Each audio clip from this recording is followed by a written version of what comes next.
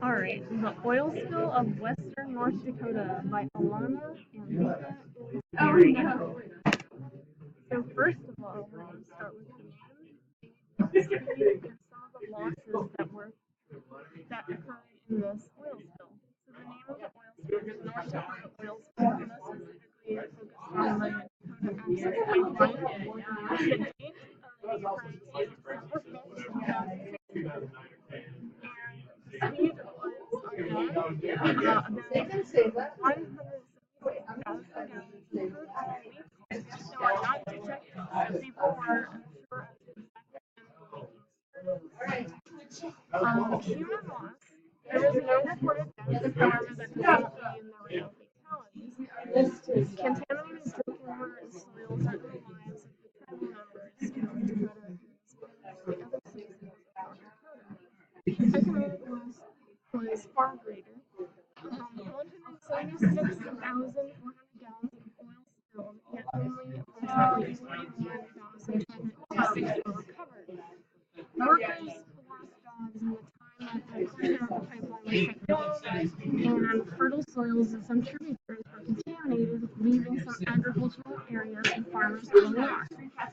Rejuvenating the soils would take at least a year's worth of effort and a decent amount of money to compensate the workers and the loss.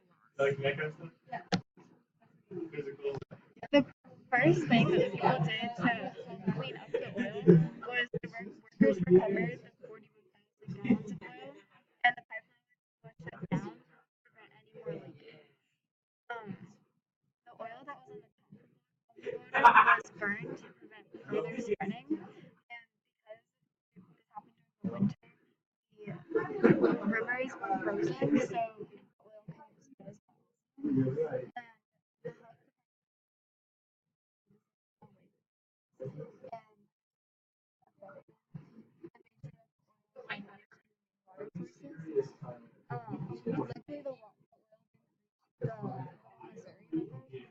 have led to further contamination. And after that, the federal president was contacted their responses. The recovery time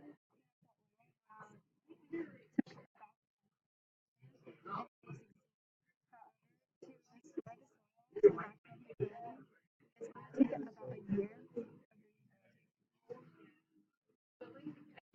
Moving on to the size of area impacted, the only areas that would have been impacted would be in the western and southern portions of North Dakota.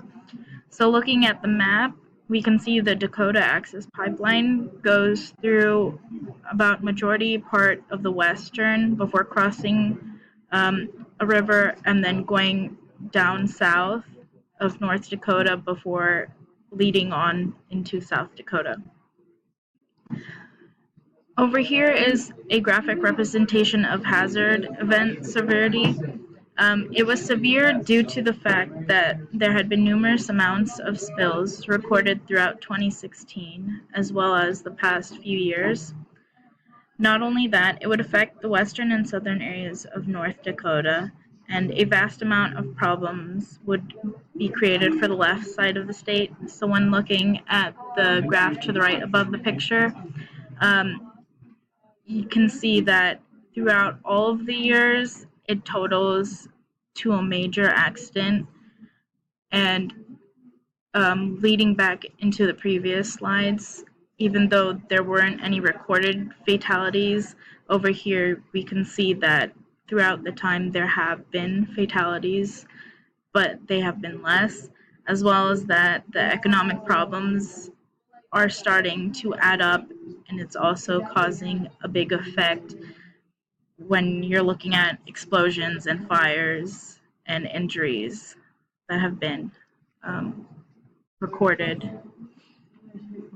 But overall, even though this 2016 event is not considered a major accident, in all of the years added up, it could add up to a serious accident instead.